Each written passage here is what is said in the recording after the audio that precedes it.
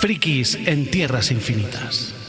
Muy buenas a todos. Aquí Diego Huertas, comandante de la sección 13, junto a los agentes Ángel Aznar y Juan Mate, os presentamos la operación Frikis en Tierras Infinitas, un podcast que ni el titiritero es capaz de hackear.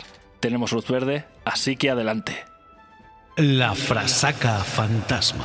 De nuevo llegamos al momento en el que uno, en este caso yo, suelta una frase de película y vosotros, y con vosotros me refiero a mis compañeros y a los oyentes, intentáis adivinarla. ¿Estáis listos? Pues vamos. Pareces un tampón radiactivo.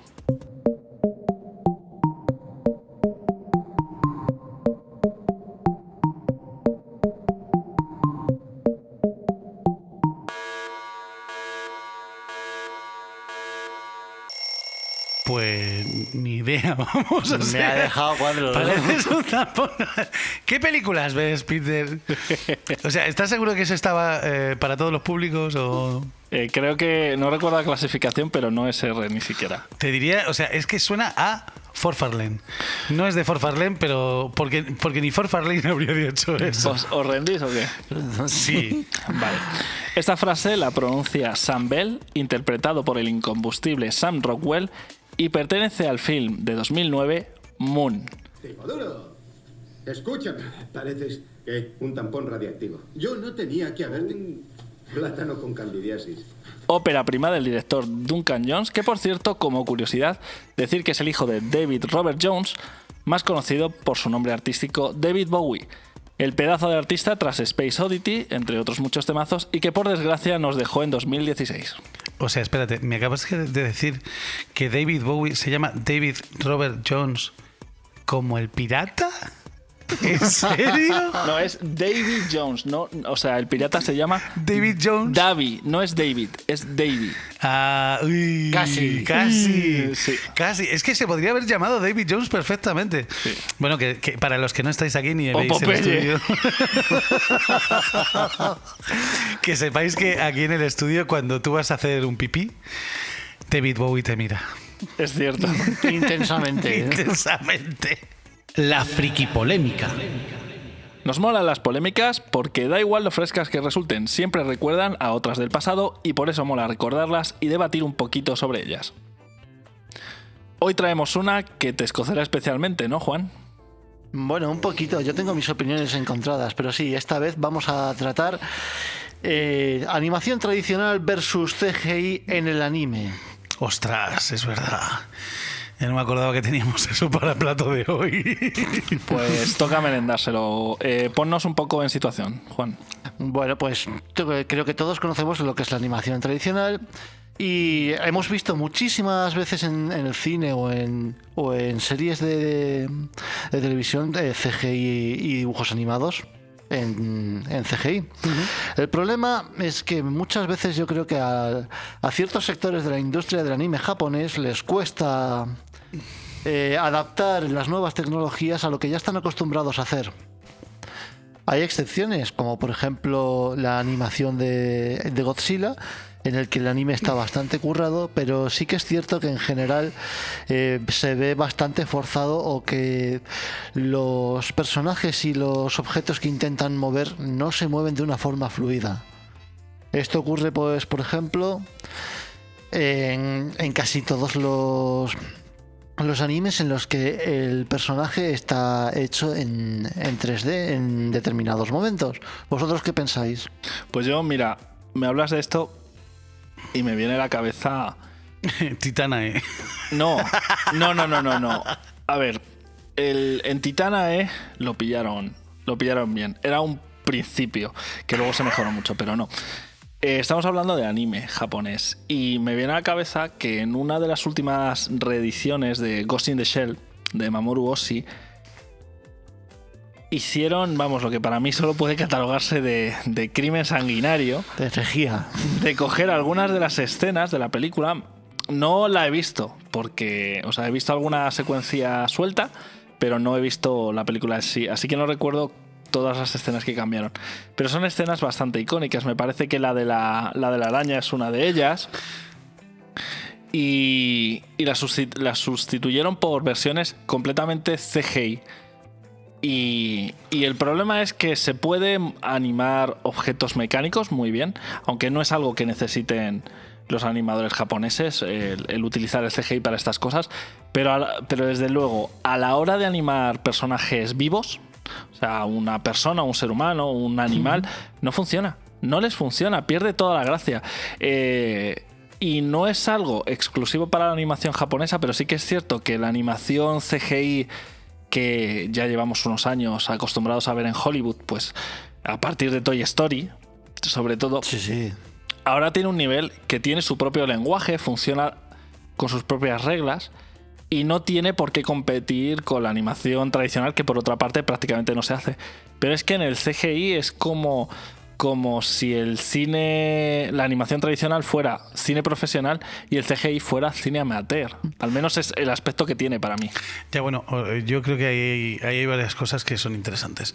Mira, hablando de Ghost in the Shell, la serie de la que hablábamos el mes pasado tiene momentos maravillosos de integración de 2D y 3D. Los Tachikoma, por ejemplo. Los Tachikoma, por ejemplo, hechos... o sea, ese... No me acuerdo cómo se llama, seguramente tú te acuerdas. ¿El estudio? No, la manera de renderizar, eso es un tipo de render. Cell shading. Cell shading, exactamente. Es una manera de renderizar un objeto para que te marque las líneas. ¿Qué ocurre? Que precisamente en el cell shading es en lo que fallan.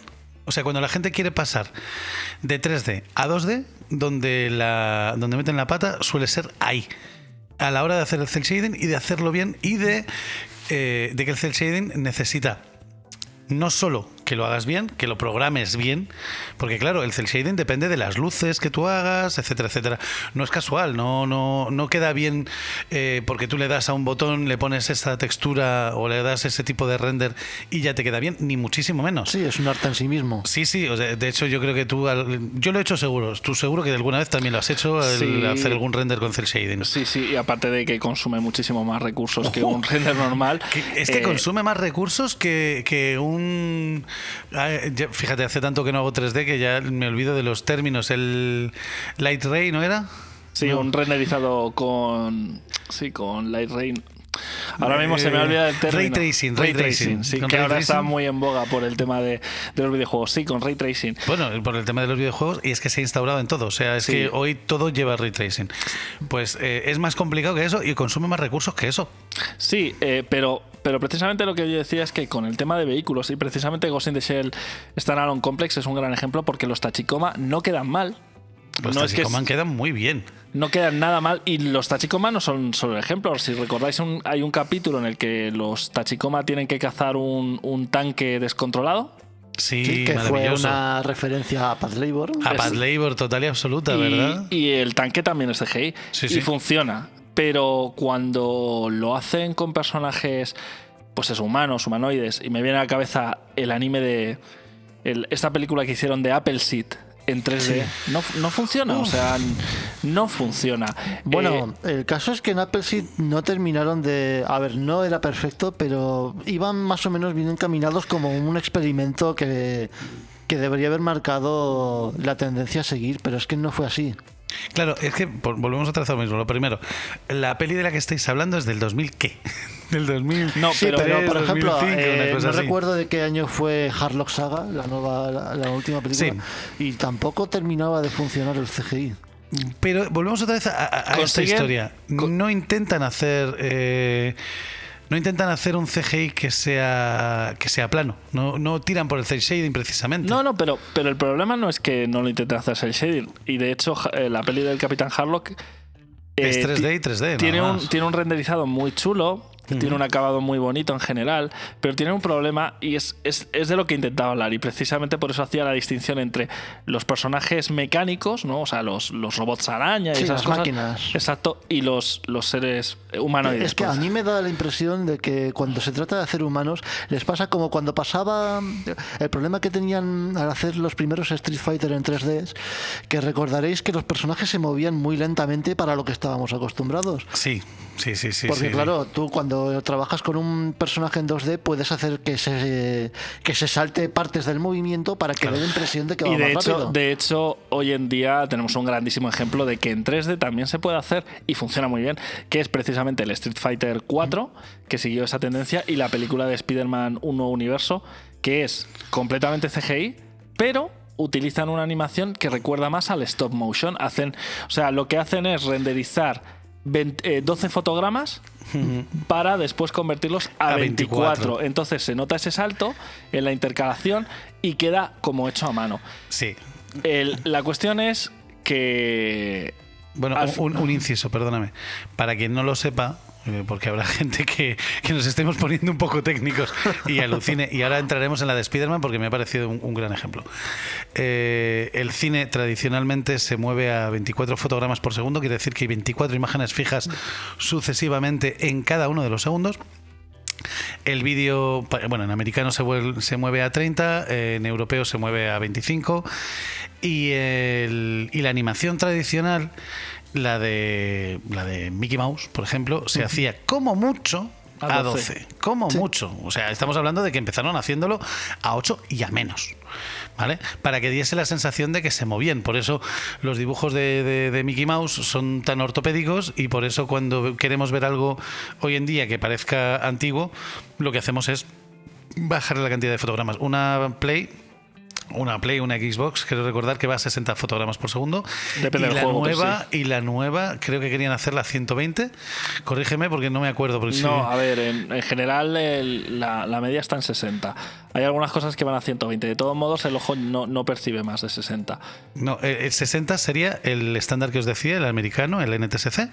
Sería el doble del estándar, o sea, el doble de 30. ¿Vale? Sí, pero bueno, en los videojuegos es un poco diferente el tema de los frames por segundo, porque no tiene tanto que ver con la fluidez de las animaciones, que también, sino con la latencia y la velocidad de respuesta. Claro, es el realismo que te aporta también. No, la latencia, lo que tarda el personaje en moverse, en ejecutar el movimiento, digamos. desde que tú pulsas el botón. Por eso en los videojuegos es tan importante los frames por segundo. Pero sí que es cierto que Akira, Akira, que es una película de animación japonesa, en lugar de estar hecha a 12 fotogramas por segundo, como prácticamente toda la animación japonesa de la época, estaba hecha a 24 fotogramas por segundo, y se nota. Y de hecho tienes momentos cuando Tetsuo estira los brazos y demás, que lo vemos ahí al final de la película, que quien no la haya visto, que salga corriendo ya a alquilarla, a verla donde sea, porque es una película maravillosa. O que se haga seppuku porque no merece seguir. O que se haga seppuku, también estamos totalmente de acuerdo. Si eres friki y no la has visto, Akira está, toca seppuku. Akira está casi seguro en Netflix. En Netflix, sí, está en Netflix, seguro.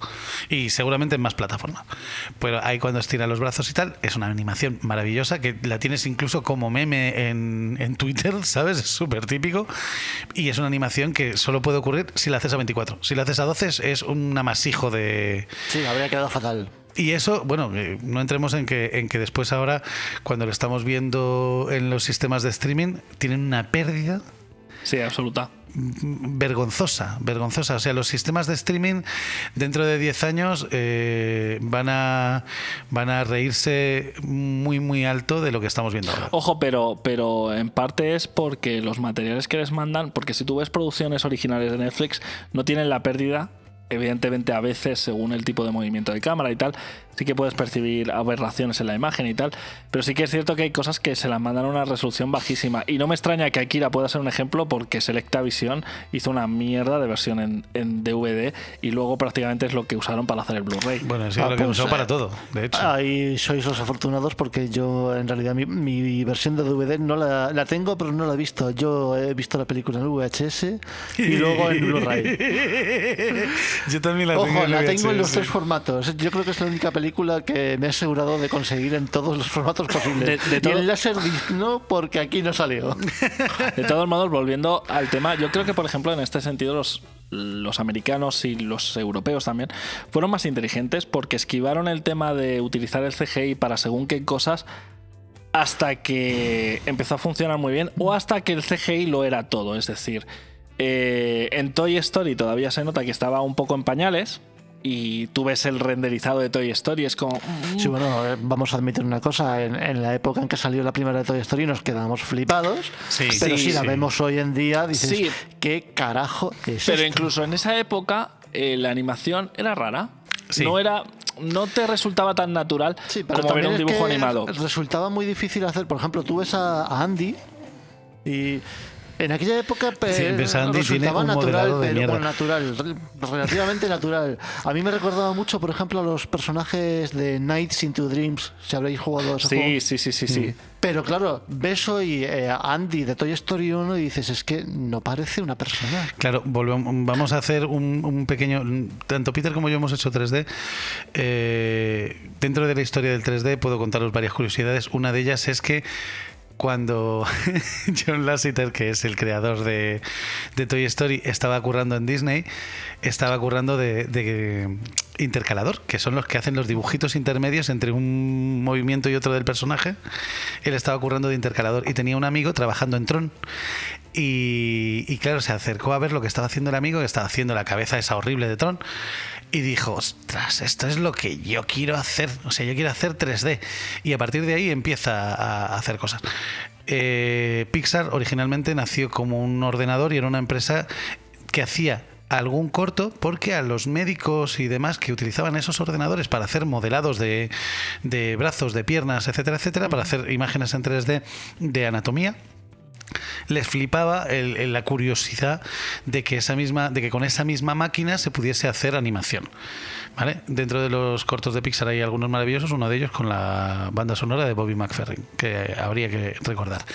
Pero claro, cuando nace Toy Story, la animación es tan verde que la mayoría de las cosas que se hacen en animación no se hacen de manera orgánica. O sea, si tú coges hoy y te pones a animar, hay una herramienta desde hace casi 20 años que se llama ZBrush, que literalmente es la brocha del eje Z, el pincel del eje Z, que es para que tú pases el pincel por una superficie plana y te crea un volumen.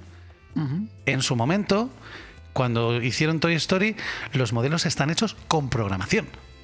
O sea, las formas, los objetos, todas las cosas, por eso son tan básicas, están hechas todas con programación. Las deformaciones están hechas con No, y que programación. Vamos, que- básicamente fue a lo bruto. No, y Sí, que sí, hoy en día... es que era lo que había. Hoy en día...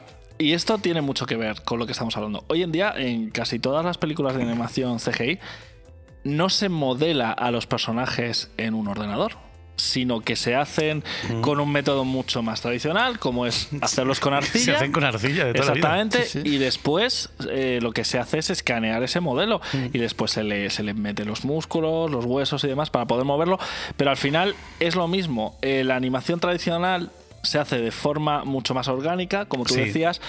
Y yo recuerdo, por ejemplo, una pequeña secuencia del juego Dragon's Lair, que si recordáis estaba hecho de secuencias animadas, de la chica que estaba dentro de algo que se movía y ella se caía. Y veías cómo se movía todo su cuerpo, se le movía el vestido, los pechos, el pelo.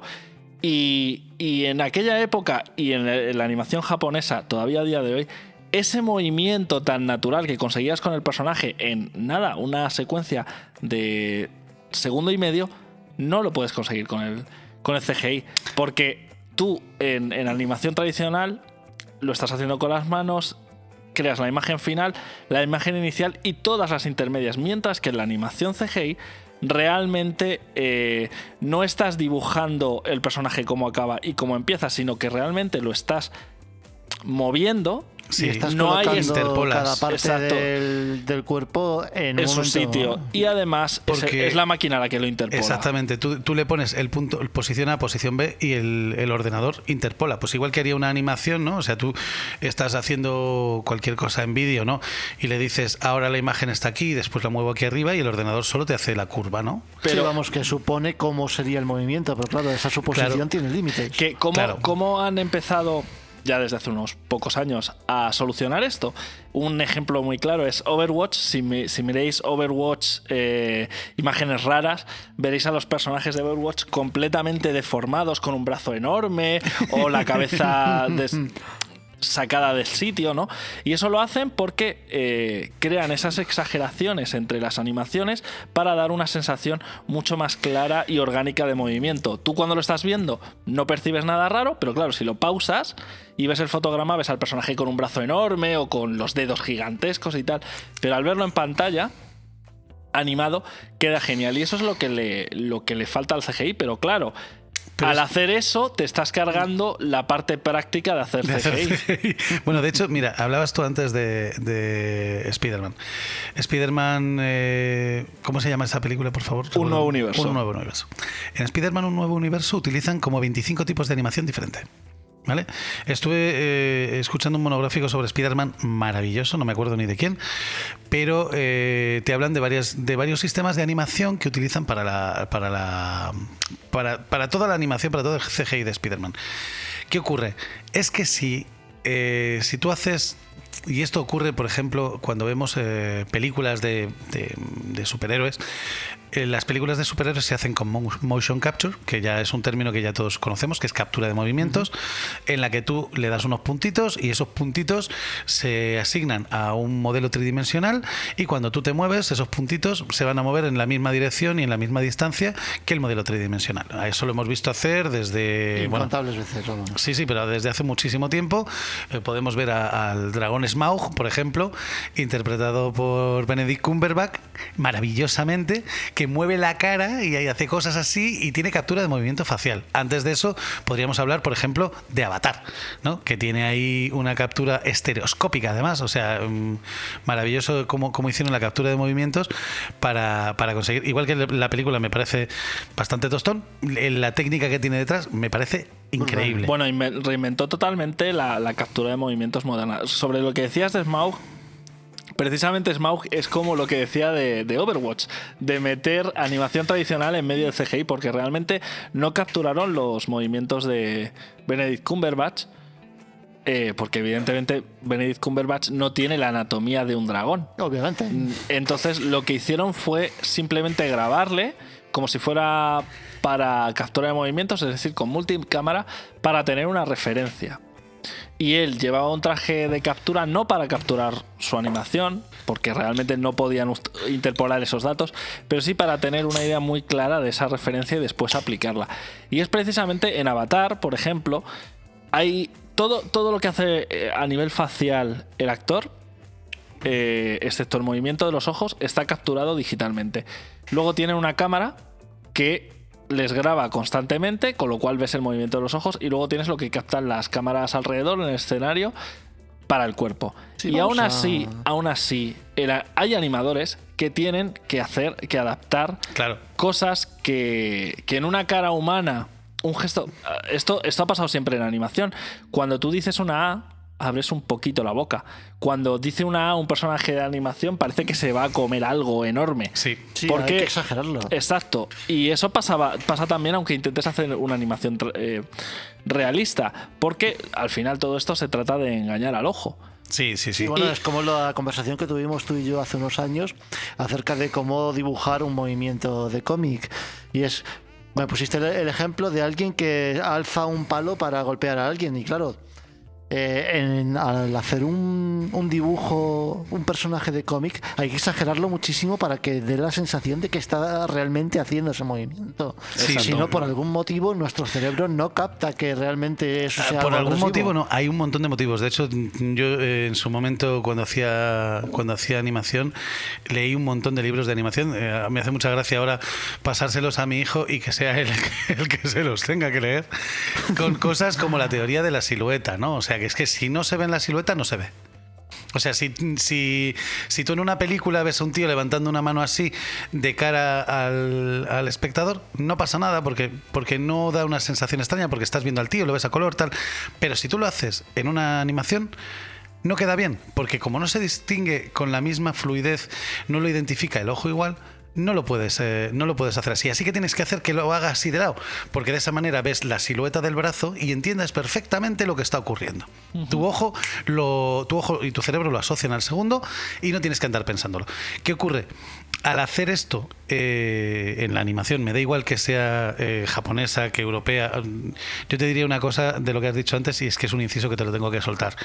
No se hizo en Europa porque no había pasta. O sea, la animación en Europa llegó mucho más tarde porque en realidad en Europa no había pasta. Y los primeros intentos que hubo, y lo siento chicos porque tengo gente que trabajó allí en el Bosque Animado, por ejemplo, eran muy feos. Sí, pero... Y muy mal pensados. Sí, pero a lo que es te la voy... maldición habitual de las artes europeas. Sí, no pero exactamente. precisamente de lo que estás hablando, de estas producciones españolas de los 90, me viene a la Y cabeza... de los 2000, Me viene a la cabeza la del Cid.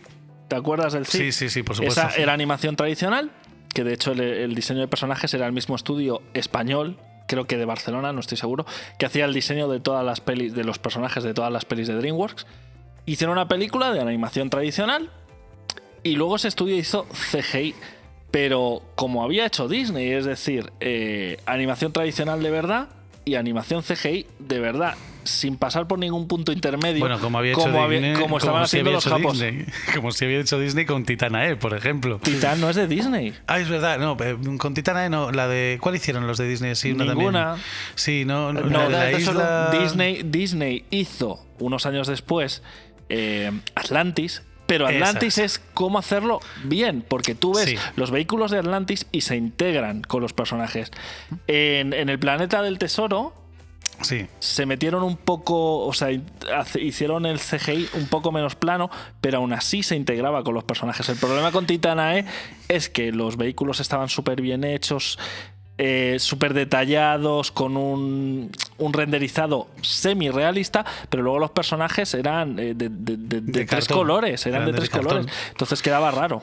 Claro, mira, a ver, el cine se va sosteniendo sobre sí mismo y técnicamente y tecnológicamente, que son dos cosas diferentes, técnicamente y tecnológicamente va avanzando sobre sí mismo, como todas las artes, Cuando en España hacen esta que estábamos diciendo, la de El Bosque Animado, muchos de los problemas que tiene no son en sí ni de dinero ni de producción per se ni de tecnología, no, son de concepto.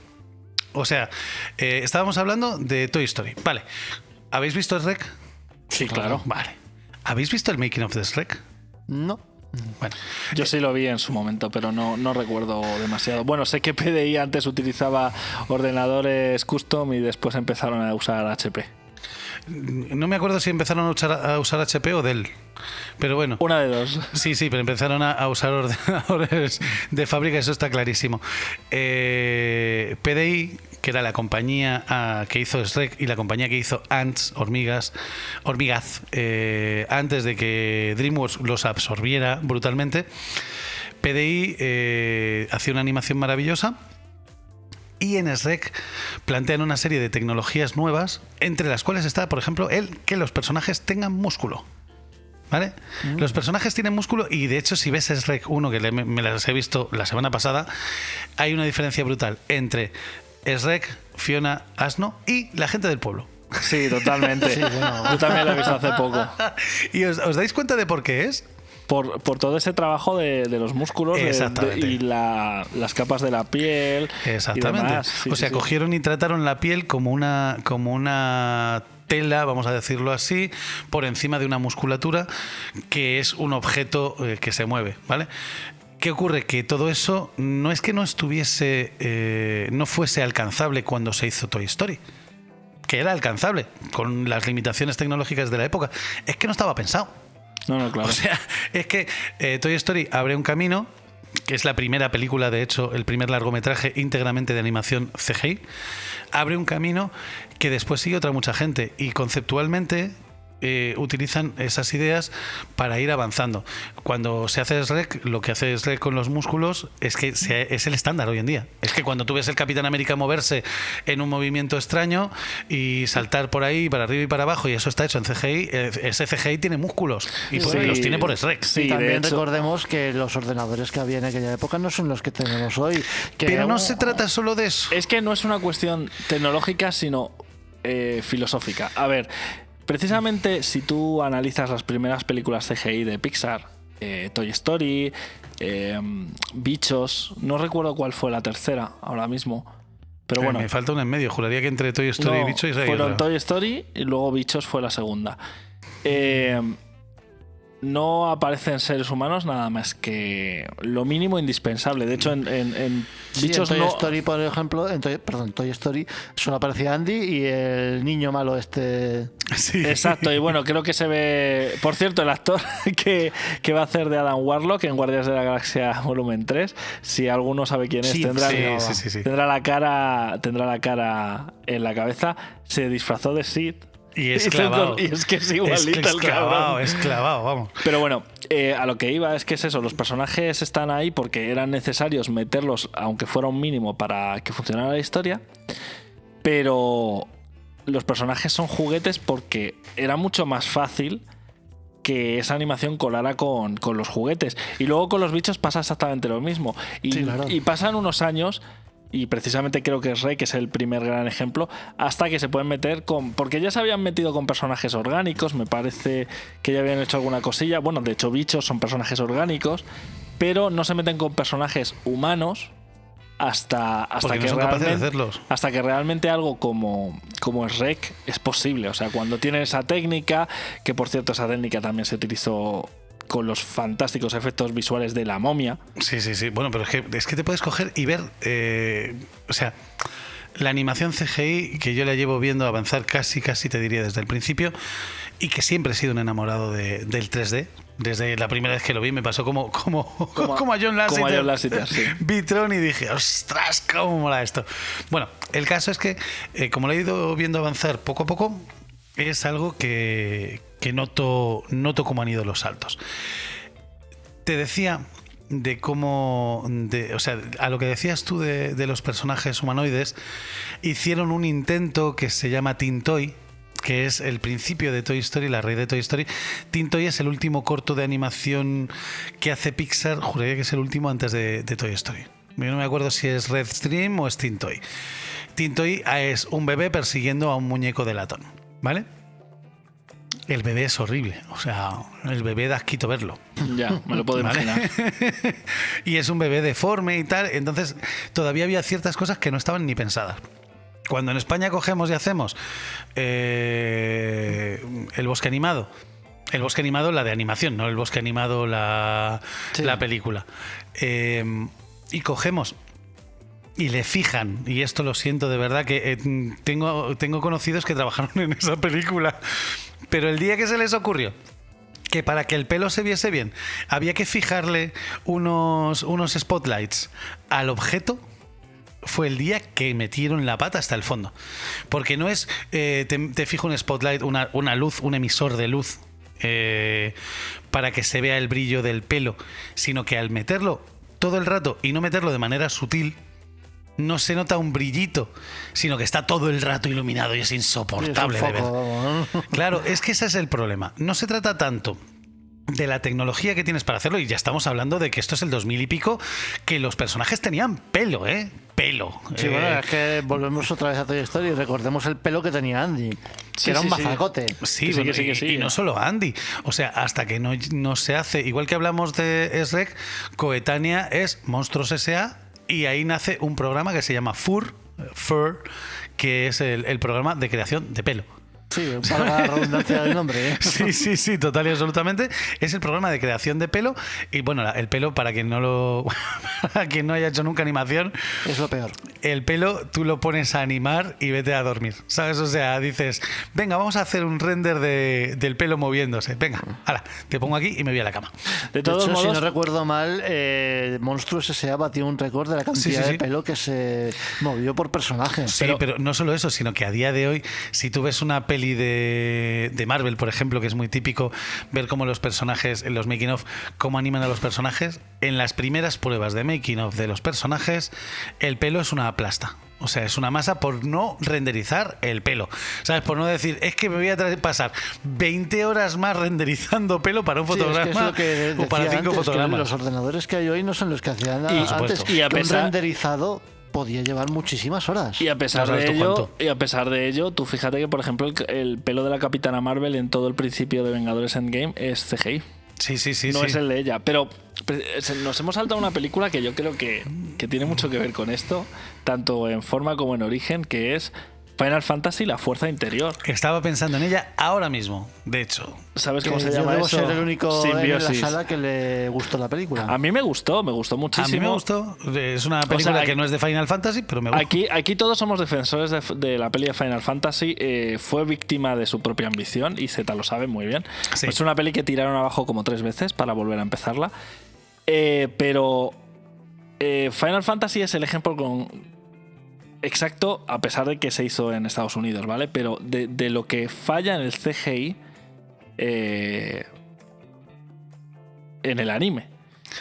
Porque tú ves todo lo que es tecnológico en Final Fantasy es brutal. Sí, todo eso lo tienen. Las pero- naves, el coche, Los teclados, por favor, ¿os todo. acordaréis de todo. aquello? Sí. Pero O sea, ya no solo eso, pero, los edificios, todo. pero todo. si recordáis la primera escena cuando la nave de Aki Ross está llegando a Nueva York y ves, no sé si es Nueva York. Nueva York sé que es luego la ciudad en la que están ellos, ¿no? Pero llega la nave, ves cómo se va desmontando las piezas para sacar las ruedas, se abre la nave, aterriza. Todo eso está súper bien hecho. Pero luego, Después llega el personaje. pero luego ves a los personajes y sobre todo a nivel de expresividad facial Sí, les faltaba un hervor. les faltaba muchísimo. El cuerpo. Luego el cuerpo tenía otro problema y es que estaba hecho con captura de movimientos, pero parecía que lo habían capturado los actores de los Power Rangers. Porque tú veías a los de la mirada intensa, que era el equipo militar de... Que vaya de- nombre le pusieron. Eso te iba a por decir, cierto. eso es muy irónico que le llamen la mirada intensa en una película en la que los personajes cuando miran te quedas así como diciendo, pero ¿respiras? Pero es ciego, pero ¿estás, es ciego. ¿estás respirando o no? No estás respirando. Pero precisamente en ellos es en lo que más se ve. Hay una escena que recuerdo que uno de ellos, justo al principio, pierde su arma, ese fusil enorme que llevan, y se queda sin armas y están llegando los bichos y llega la nave de estos, les tira el cable, toda la hostia. Y está uno de ellos esperando con los brazos así hacia atrás, andando hacia los lados, como en plan, tengo que ser guay sin hacer nada. ¿Sabes? Como los Power Rangers cuando hablan Sí, que sí. mueven los brazos. Exactamente igual. Y luego es eso, la expresividad facial, que es prácticamente Nula. Nula. No es prácticamente, es nula. y luego, ¿por qué demonios haces a un personaje que es Ben Affleck? Porque el prota de Final Fantasy tiene la cara de Ben Affleck. Y Sin haces e- que actúe como Ben Affleck. no- pero sin embargo, la voz se la pone Alec Baldwin. Irónico, ¿no? Pero actuaba Ben Affleck. ¿No le ves que actúa como Ben Affleck? ¿Quieres, O sea, quieres decir que no actúa? Exactamente. Pero Ben Affleck no tiene la excusa de la tecnología. No. Ben Affleck es de verdad, es de carne y Él hueso. es de cartón, de verdad. Yo es que, sinceramente, hace mucho tiempo que me pregunto ¿por qué a este tío le siguen llamando? No, a ver, no es tan mal actor. No lo es. Bueno, pero bueno, este es un tema Eso para es otro día. otro debate. Porque... Pero no es tan mal actor. Lo que pasa que nunca debió hacer Daredevil, eso está claro, y desde luego no debió hacer ese Batman. Pero bueno, No, o sea, y desde luego no es De Niro para poder decir, bueno, es que llevo toda la puta vida haciendo siendo desde actor, luego. entonces tengo 3 caras y son las caras de Niro. No, tengo 3 caras y son las caras de Batfleck. Hola, soy Batfleck. Hola. Hola. ¿Sabes? O sea, tiene la capacidad interpretativa. Bueno, de hecho, yo creo que... está que- un par de puntos por encima de Chuck Norris. No, está un par de puntos por encima de mí, que es bastante peor. ¿Sabes? O sea... Pero la cuestión es esa, que no han sabido aprovechar, porque al fin y al cabo, cuando ellos se ponen a hacer animación tradicional, son capaces de conseguir una espectacularidad que está a años luz de lo que han sido capaces de conseguir en CGI. Y precisamente, lo hablábamos antes, en la película del Capitán Harlock, sí, todo luce muy bien. Tú coges cualquier imagen estática de esa peli, cualquier fotograma y dices, Y eso Qué bonito cojonudo. qué chulada, qué bonito, Sí. qué diseño de producción. El problema es cuando lo ves animarse. Y Le das al botón de play. y el ejemplo más claro de esto para mí fue la película Final Fantasy VII Advent Children. No la he visto. Yo tengo mis propios problemas con esa película que no tienen nada que Pues ver tú con la ves, animación. aparte de que la película en sí es una mierda, ¿vale? Pero tú ves a personajes que tienen simulación en la ropa, simulación en el pelo, ves renderizados ultra realistas, les ves utilizar móviles que parecen el móvil no, que lleva... no hables de los móviles. El móvil por que Dios, no tenías hables de los tú móviles. en ese momento eran de estos de tapa, pero parecen de verdad. Los edificios parecen de verdad, los vehículos, todo. Pero luego ves a Cloud, el protagonista, usar una espada que es del tamaño, bueno, que es más De un alta edificio. que él, y la maneja como si fuera un florete, y es como, esto no me cuadra. O sea, la animación es donde la cagan, porque no consiguen esa sutileza que sí que consiguen en la animación tradicional. Pero volvemos otra vez a lo mismo. Lo primero, es un tema de concepto. O sea, no es un tema tanto de tecnología o de No, no, en producto, absoluto. sino No, un tema de concepto, de cómo lo haces de verdad. ¿Vale? Eso por un lado.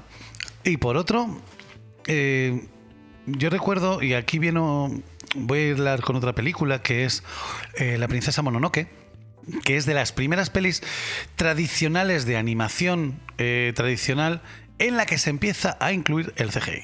En Japón, quieres decir. En Japón. Sí. Sí. ¿Vale?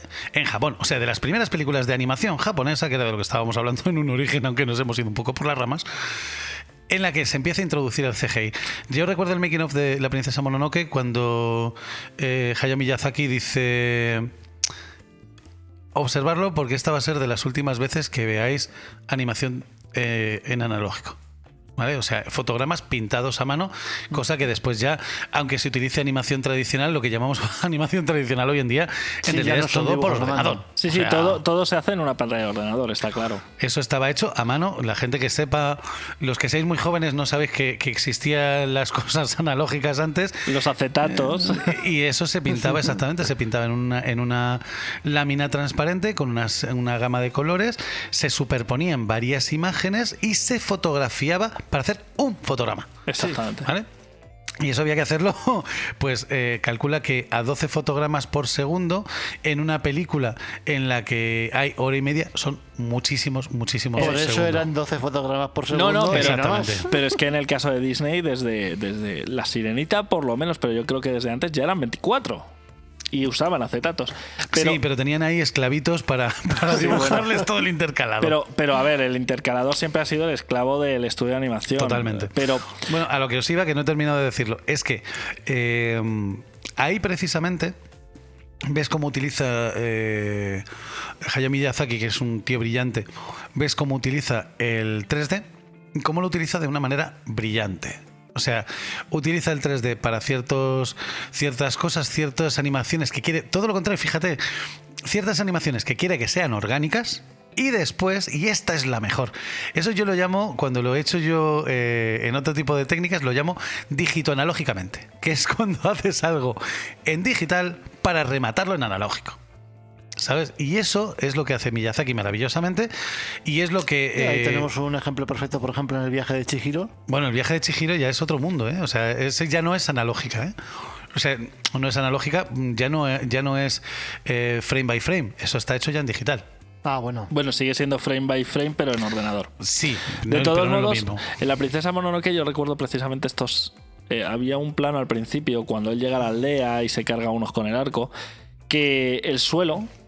En Sí. ese movimiento que ves la curvatura, digamos, del planeta Sí, sí, según sí, sí, avanza, eso es CGI, pero está muy bien integrado. Es como en las pelis de Disney que de repente veías un carromato que decías, joder, qué bien animado está ese carromato. Y luego veías el making of y ese carromato estaba hecho por ordenador. Sí. Pero con colores completamente planos. Claro, porque lo que hacen es lo que te digo, es el dígito analógico. O sea, coges y haces algo, pues es la rotoscopia moderna. Exacto. ¿Sabes? O sea, es coger una imagen fija y sacar de ahí un dibujo. Sí, dibujar.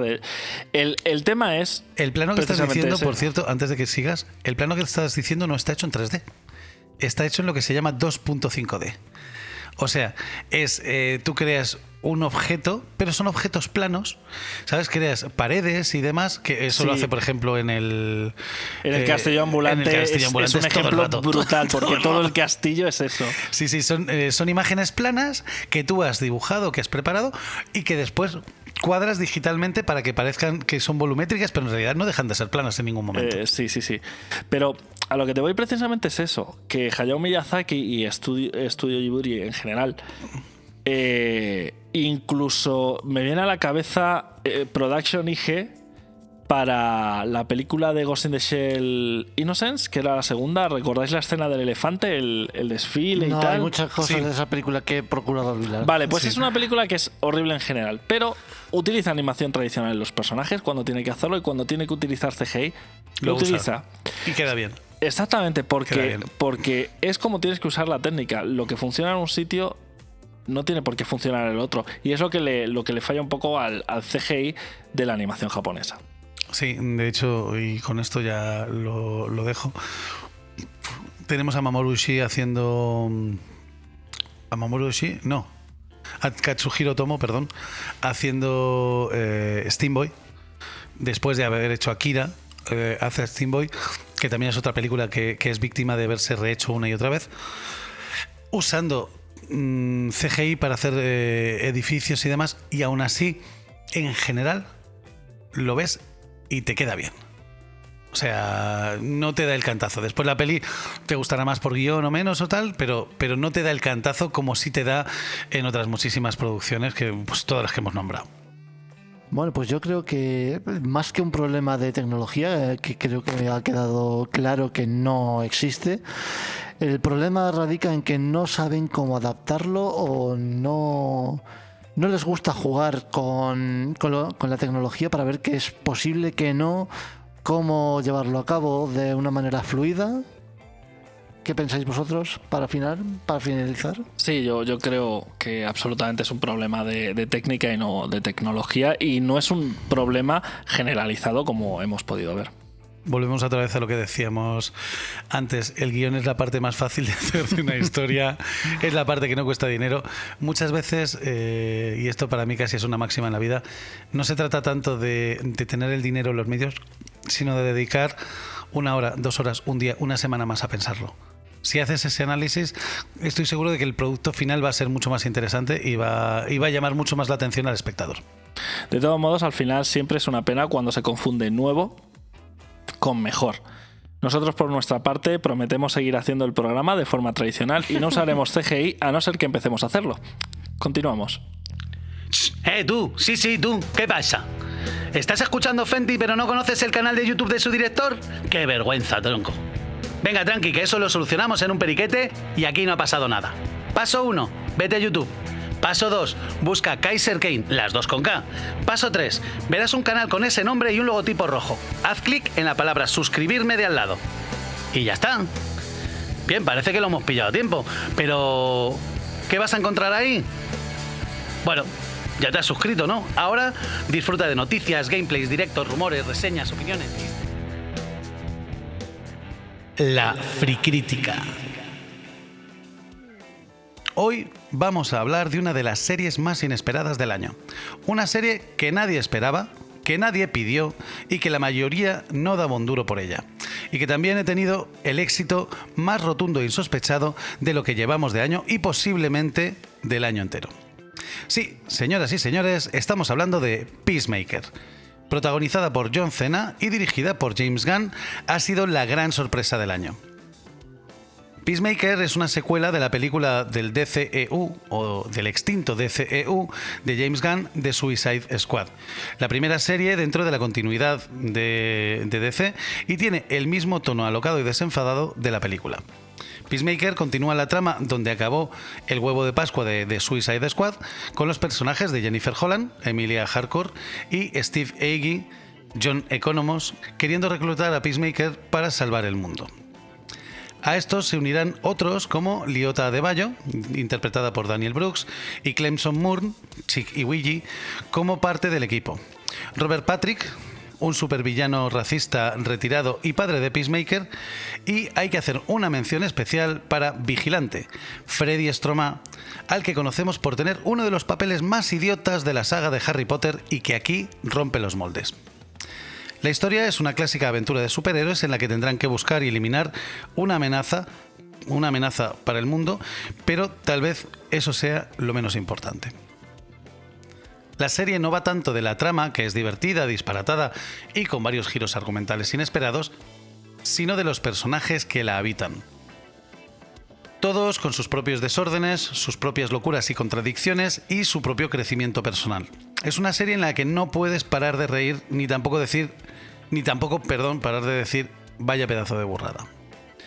John Cena, por su parte, interpreta a un personaje complejo y lleno de matices en el que ha demostrado que es un actor como la copa de un pino, con el contrapunto maravilloso de Vigilante, que es el sociópata adorable con el que todos querríamos estar. Y sí, amiguitos, John Cena también toca el piano y hasta es un freestyler bastante decente. Con un tono más alejado de lo que hayamos visto en ninguna serie de superhéroes y una calidad de producción a la altura de una película, muy lejos de las series de CW, James Gunn ha conseguido hacer una serie redonda que no deja indiferente a nadie y con momentos e imágenes que se nos quedarán grabadas en la memoria, regadas con una banda sonora inigualable, literalmente desde el primer segundo. Y para los que ya habéis visto la serie, tengo una frase. Do you really wanna taste it? O sea que si lo queréis probar, vamos, porque si no lo habéis probado, tenéis que probar ya a Peacemaker, el Pacificador, sin esperar un segundo más. ¿Vosotros qué habéis visto de Pacificador? Bueno, yo me he visto la serie entera, la terminé de ver hace poco y estoy mucho más que encantado. A mí me ha flipado y me ha impresionado muchísimo el trabajo de John Cena y de James Gunn. Yo realmente no la he visto. Hace tiempo que todo lo que sea DC me repele muchísimo, pero si me dices que tengo que darle una oportunidad, se la voy a dar. No solo tienes que darle una oportunidad, es la mejor serie probablemente.